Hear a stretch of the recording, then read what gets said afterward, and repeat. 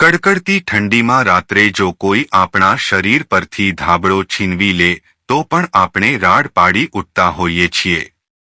ત્યારે વિચારો કે કોઈ આવીને અચાનક તમારું ઘર જ તોડી પાડે તો તમારી પ્રતિક્રિયા શું હોય? આવું જ કંઈક બન્યું છે અમદાવાદના નિકોલ વિસ્તારમાં, જ્યાં મ્યુનિસિપલ કોર્પોરેશને એક સાથે 500 પરિવારોના ઘર તોડી પાડીને વૃદ્ધો, મહિલાઓ, સગર્ભાઓ, બાળકો સહિત 3000થી વધુ લોકોને રાતોરાત રસ્તા પર લાવી દીધા છે। અમદાવાદના નિકોલ વિસ્તારમાં મંગલ પાંડે હોલની સામે આવેલા બળિયા ટેકરા વિસ્તારમાં છેલ્લા 3 દાયકા કરતાં વધુ સમયથી 500 જેટલા પરિવારો વસવાટ કરે છે।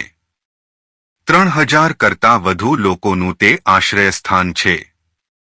પણ ગત તારીખ 21 ડિસેમ્બર 2023ના રોજ તેમનો આશરો છીનવાઈ ગયો હતો।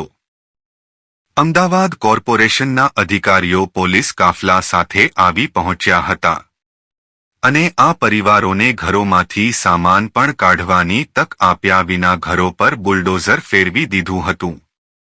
ત્યારથી લઈને આજ દિન સુધી અહીંના લોકો ઘરબાર વિનાના રીતસરના રઝળી રહ્યા છે। બેઘર થયેલા આ લોકોમાં નાના બાળકો, મહિલાઓ, સગર્ભાઓ, યુવતીઓ, વૃદ્ધોની સ્થિતિ કફોડી બની છે।